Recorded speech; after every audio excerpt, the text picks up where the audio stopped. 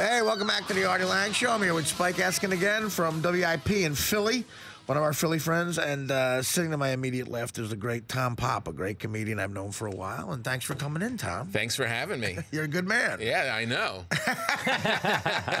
Now, are you worried? I don't know if you heard before. There's some worry on the staff that Mike Francesa might retaliate with a mafia hit because we've been busting his chops. You're worried that, you know, like one of the one of the waiters in a hit in the old days might get. Well, he does have a mafia boss way about him in New York. He does, yeah. Like he's very all-knowing. Right. Like when things go down of any regard in New York, he's just like he's pompous. Well, you know, I saw it coming. I saw it coming. Right. I don't know. I mean, I've been talking about it. Everybody was saying the Niners, and even when he's wrong. I saw it. Even when he's wrong, and he would get in his high horse. I used to listen to Mike and the Mad Dog all the time. Yeah, me too. And sometimes, like the two times that I couldn't listen to the show, but I had to because it was so funny, was when Russo would talk about tennis. He wouldn't shut up. Right. And would not care how boring it was to anybody else. Right. And Francesa would talk about horse racing.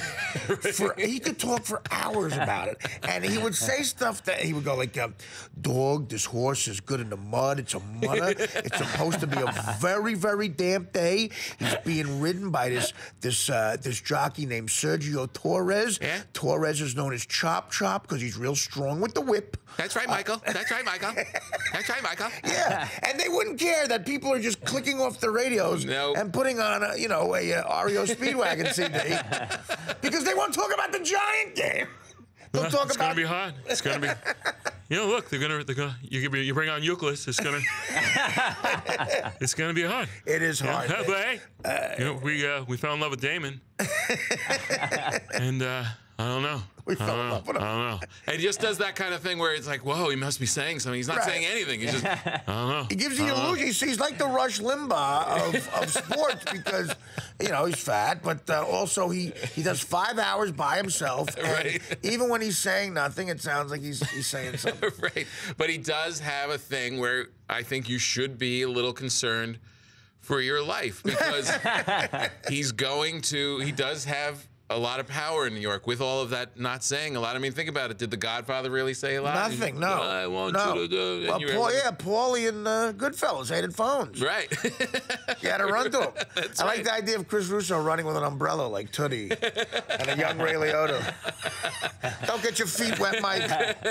I see Mad Dog once in a while at XM. Yeah. As I do a thing there once in a while. And you see him in the elevator alone, like going up the thing, and it's like, you know, he wants to be back with Russo. Well, I mean, I think I love. He just seems like all kind of sad, just like leaning in the corner at the elevator. It's like, yeah, maybe he's getting paid, but this is like the old days. He's getting paid, but it's not like the old days. You're right. I love both of those guys. I like them individually, but together they were magic. Yeah, they were magical. That's right, Michael. Yeah, they didn't care about getting a sitcom like Jim Rome. They were just these sports nerds. Well, no one was going to put those faces on TV. That would have been funny. He just sits there like a bullfrog. Francesa just. They wrote my favorite was.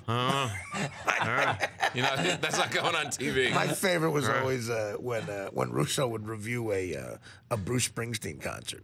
There was that period of time where Springsteen toured and he didn't have the E Street Band with him. Right. He put out a solo album and he went to see the concert. And again, this is on sports radio. Right. You'd hear Russo go, "I don't care what you say, Mikey. Nobody but nobody wants to hear that 57 Channel song.